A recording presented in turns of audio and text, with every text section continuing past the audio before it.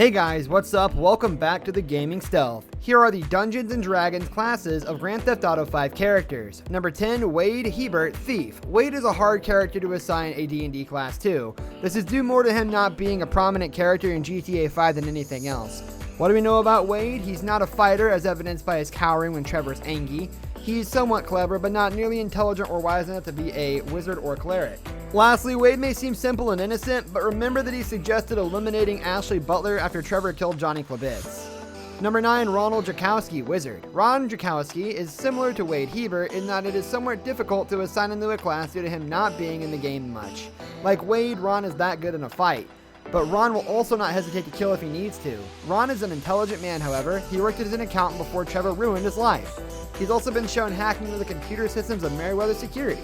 Number 8, Amanda DeSanta, Enchantress. Amanda has a way with the opposite sex. She was an exotic dancer when she was younger, and even though she left that profession behind long before the story begins, she still seems to be able to seduce any man she wishes to.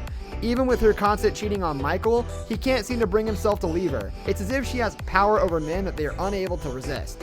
Amanda is also no dummy. She always seems to know what she's doing and how to achieve an end that is most favorable to her. Number 7, Lamar Davis, Thief Fighter. Lamar Davis is Franklin's friend and fellow member of the family's gang. He is always scheming and trying to get rich quick. His plans always seem to backfire though, as he has no aptitude for planning heists. Lamar is also always trying to intimidate others, and as big as he is, he can probably back up his attitude with action if needed. One might at first be tempted to label him just a thief, but if he is just a thief, then he isn't a very good one. Labeling Lamar as a fighter also seems to not fully encompass all of his character traits. Taking the last two statements regarding him into consideration, a multi-class fighter-thief seems a better fit for Lamar. He just isn't too successful at either. Number 6, Dave Norton, Cleric. As an FIB agent, David serves a higher power. The only class that serves a higher power in D&D is a Cleric. Only David's higher power isn't a god. The higher power he serves is a government. In modern times, a government is nearly as omnipotent as a deity and has just as many resources as at its disposal. Just as with serving a deity, there is a matter of faith that you are helping to maintain a sense of balance in the world. Number 5, Laszlo Bard. This character has been a part of the GTA franchise almost since the beginning. He's an entertainer by trade. As an entertainer, Laszlo covets fame and attention and is willing to do whatever it takes to achieve those ends. Laszlo isn't a fighter by any means. He ran from Michael at the premiere of Meltdown.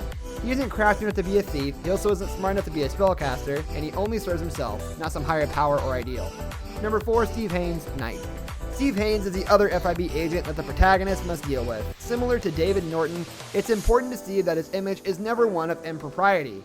Although he works for the side of the law and order, his main concern seems to be more about the advancement of his career. His reality show is a good example of his character trait. He's righteous enough to be a paladin, but he lacks the moral fiber for such a profession. At the same time, however, he serves the same higher power that David Norton served. Taking all this into account, the most appropriate D&D class for Steve would seem to be that of a knight or a cavalier. Number 3, Trevor Phillips, Barbarian. At first, Trevor seems difficult to narrow down on D&D classes, but let's examine his character traits and see if a particular class seems more appropriate than the others. Trevor is the epitome of the term uncivilized. He's loud, brash, and uncaring of conventional societal mores. Social contracts do not extend to the world in which Trevor Phillips lives. At the very least, he believes they don't apply to him. Number 2, Franklin Clinton, Fighter. Franklin is maybe the easiest in this list to pin down. He's good in a fight, large, and generally ready for action at any time. A few details about him could lead one to think that he might be a ranger. He lives in the fringes of civilization, with a house up on a forested hill. He has a soft spot for animals. He took in Chop and cared for him when he needed a home. Also, Franklin was a criminal until he decided to get a legit job.